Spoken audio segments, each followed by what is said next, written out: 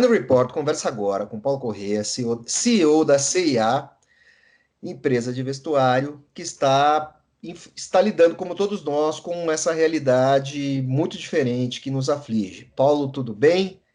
Como é que a CIA, como é que a CIA vai reposicionar produtos para atender melhor agora quem está deixando parte da indumentária corporativa, mas quer qualidade de no vestuário para poder ficar em casa? A gente está vivendo um tempo muito informal, né? Eu e você não estamos trabalhando de gravata, por exemplo. Ô, André, muito bom. Primeiro, boa tarde. De verdade, é um momento muito interessante, né? Porque, de verdade, a gente está vendo uma mudança muito forte nos nossos comportamentos, nos nossos hábitos, e não foi de uma maneira planejada, né? É uma maneira absolutamente reativa, e acho que todo mundo está tentando, de alguma maneira, se adaptar e se sentir melhor dentro dessas limitações e dessas preocupações que todos nós estamos vivendo. A gente está tentando trazer nosso lema sempre foi a C&A como acreditando que a moda é uma forma de você se expressar como pessoa para o mundo. E, dado esse contexto novo, a sua forma de expressar também muda, né? Então, seja porque você faz um home office e aí você está o tempo inteiro na frente da câmera e só te vem da metade para cima.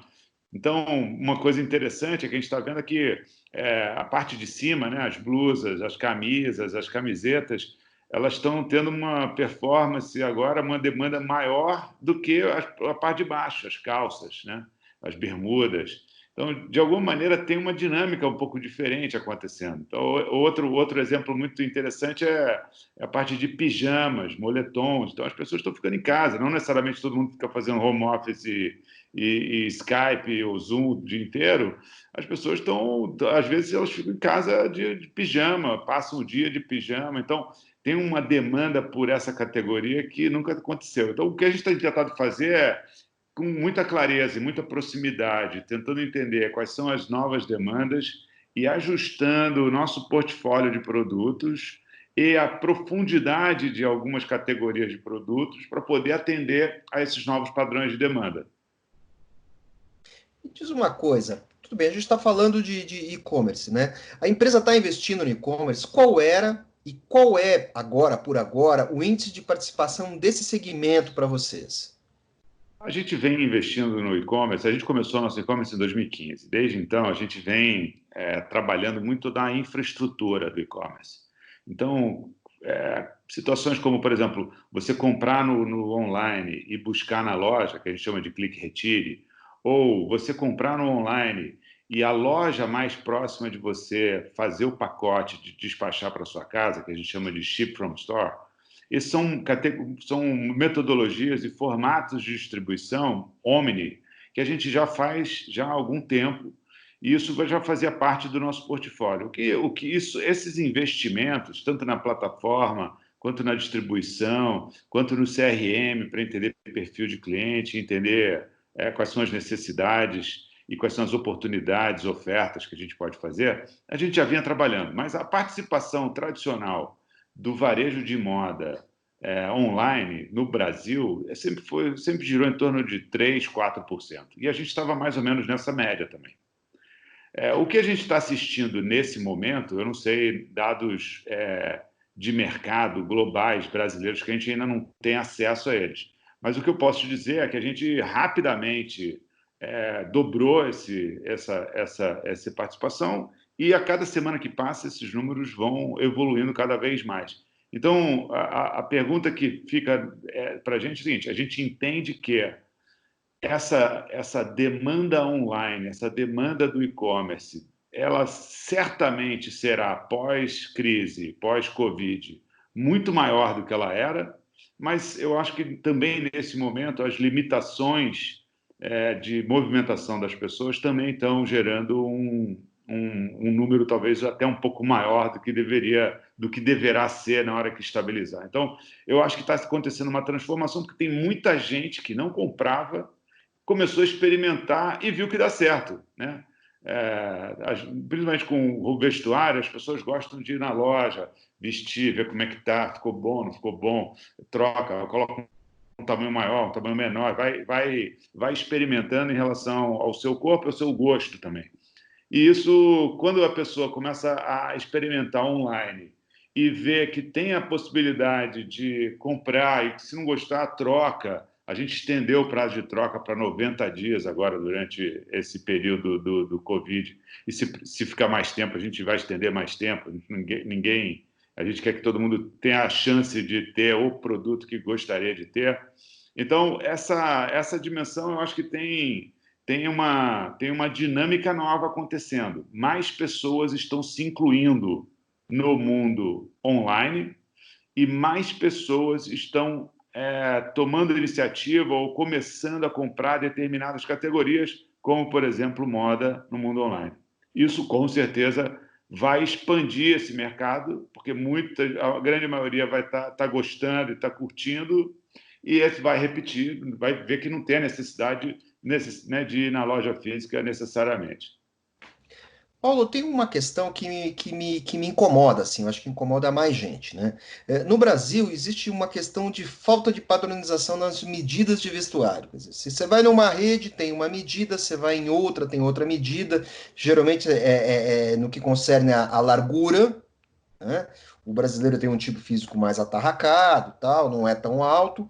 É, Só que com o aumento das vendas virtuais, essa discrepância de padronização, isso também vale para calçado, também, mas não é o lado de vocês. Assim, isso ganha importância, porque pode ter ali uma barreira, uma questão de devolução de produtos e tal. Não estou falando assim, estou falando do setor. É, as empresas, de modo geral, e vocês estão buscando, junto aos fornecedores, padrões de medida mais adequados, mais ajustados, para o sujeito não se frustrar, porque ele faz uma compra numa medida numa loja, vai usar a mesma medida, o mesmo número em outra e dá diferença. Vocês estão buscando, o setor, as grandes redes estão buscando uma padronização, porque isso vai tornar a compra virtual mais segura, né, e mais É, satisfatória para o cliente. com certeza, André, com certeza. O que a gente vem tentando fazer, porque realmente o setor em si, né, existe uma iniciativa governamental de padronização dessas medidas. E o que a pessoa colocar na etiqueta 42 é 42, é 40, ou é P, ou é M, ou é G. O ponto é que tem um senão nessa história, porque principalmente no nosso segmento, que é um segmento mais de moda, tem a dimensão da modelagem, né? Então, uma calça 42 tem um determinado padrão de cintura que deveria ser igual para qualquer um, mas depende da modelagem em si. Por exemplo, agora tem uma modelagem com a cintura mais alta. A calça fica mais colocada mais aqui em cima, mais para cima. Então, naquele pedaço da cintura, onde a medida tradicional 42 na cintura, tem que ser igual para todas as calças, independente se a cintura é mais alta ou se a cintura é mais baixa. Porém, você precisa entender qual é o modelo em si para você ajustar a calça no lugar certo. Se você tentar usar uma modelagem, uma cintura mais alta, um pouco mais baixa, você vai achar que a calça está apertada. Mas, de verdade, então tem uma dimensão de modelo e de moda que torna a situação para produtos diferenciados mais difícil de ser tão padronizada assim. Vou te dar um outro exemplo que eu acho que também é bem interessante, que é, por exemplo, as meninas agora adoram ficar em casa com um camisetão. Então, uma coisa é a modelagem de uma camiseta. O que é uma camiseta M, branca, uma camiseta M branca com uma estampa, sei lá, do Mickey, alguma estampa. Aquela modelagem é uma medida padronizada. Porém, essa camiseta de ficar em casa, elas começaram a comprar modelos masculinos, tamanho M, tamanho G, para ficar aquelas coisas bem soltona, folgada, bem larguinha. Então, o que eu quero dizer é o seguinte: a dimensão da medida do corpo humano, até no nosso site, a gente tem uma tabela de medidas que fala o seguinte: ó, se você quer comprar esse modelo, essa sua medida de cintura, compre tamanho esse X. Tem uma tabela lá para você escolher o tamanho baseado no sua medida de corpo. Mas o uso e a dimensão da moda tem uma variabilidade muito forte, né? A não ser que você goste sempre o mesmo modelo de calça ou de camisa, do mesmo jeito, que acontece, principalmente no mundo masculino, isso é uma situação muito frequente. Então, você quer comprar, você sabe que você é tamanho M, você quer ir lá comprar o tamanho M, pronto, e acabou, e vai vestir, vai funcionar. Com a variação de padrões, de padrões, esse movimento fica mais difícil para o cliente que tem essa consistência e essa continuidade na sua compra. Perfeito. E depois, quer dizer, uma hora a vida vai voltar para um modelo mais parecido como era antes, né? Como é que vai ser o novo normal das lojas físicas, né? Vocês estudam novas formas de atendimento, porque nós vamos ter uma transição que ela talvez se estenda por mais de um ano. Quer dizer, vocês vão ter que. O pessoal vai trabalhar com máscara, vai trabalhar com mais distanciamento físico. Vocês têm discussões internas para tentar armar esse cenário? André, a gente já abriu nas 2 últimas semanas 20 lojas. Das nossas quase 300, tem 20 que já estão abertas. Antes de abrir qualquer uma delas, tem um protocolo que a gente construiu ao longo desse período que a gente ficou parado, né, ficou as lojas fechadas, e que a gente realmente determina todas essas dimensões de segurança para o funcionário e para o cliente que está entrando na nossa loja. Então, primeiro, como você disse, tem os equipamentos de segurança mínimos. Então, a disponibilização de álcool gel em várias partes da loja, inclusive também lá internamente. As máscaras, todos os funcionários são exigidos o uso de máscara. Os provadores, nesse momento, estão fechados, então as pessoas não podem ir experimentar e colocar. A gente tinha até desenhado um formato de rodízio nos provadores, então uma parte do dia, ou melhor, uma vez que uma fileira de provadores fosse utilizada, eles eram fechados, abriu o outro, enquanto isso a primeira fileira ia sendo higienizada. Acabam que os provadores estão fechados nesse momento. As peças que são levadas para troca, elas ficam em quarentena, então de pelo menos 3 dias, que é o tempo que o vírus pode durar no máximo numa peça de roupa. Então as peças não voltam disponíveis para o cliente se não tiver esse período. Os caixas, a disposição dos caixas tem intervalo entre um caixa e outro, para exatamente garantir essa distância mínima de 1,5 metro. E na fila, as filas são todas marcadas, os próprios clientes têm que manter uma distância entre eles.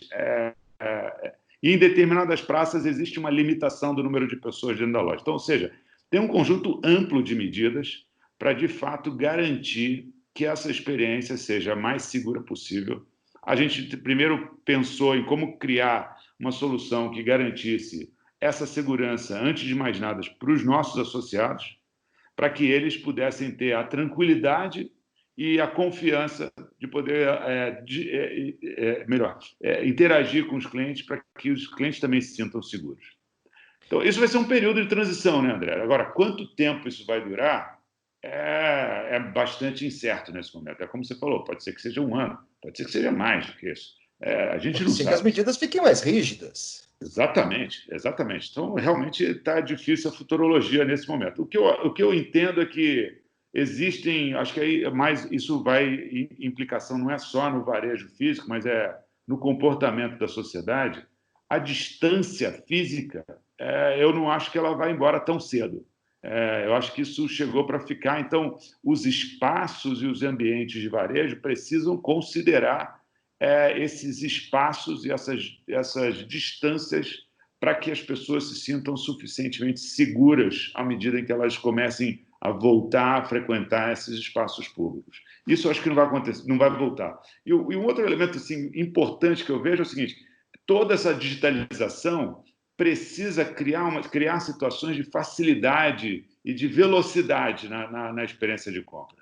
O mínimo de tempo possível que a pessoa puder passar dentro da loja, qualquer que seja a loja de varejo, vai ser eu imagino que isso vai ser cada vez mais importante nesse período de transição. Então, tudo que a gente puder fazer para facilitar esse processo, melhor, mais segurança e mais percepção de segurança também. Puxa vida, muito obrigado, Paulo. Você me parece assim, você está muito desenvolto para lidar com esse assunto. Você estudou bastante, pelo jeito. Você e seu staff trabalharam a fundo isso, né? Bastante, viu? Eu vou te dizer que desde o dia 1 da crise a gente foi trabalhando nesse sentido até que virou, como eu te falei, virou um protocolo. Hoje é um protocolo totalmente documentado, as pessoas são treinadas.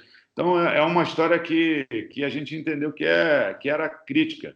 Mas eu acho que o mais importante, cara, é que a gente realmente não sabe ainda o que a gente não sabe, né? Então, de verdade, eu acho que é uma história que vai estar sendo construída de uma maneira contínua.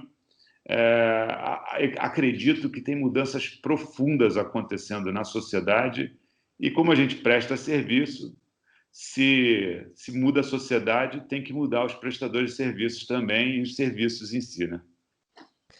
Perfeito, meu caro, muito obrigado. O Valeu, Under cara. Report conversou agora com Paulo Corrêa, CEO da CIA.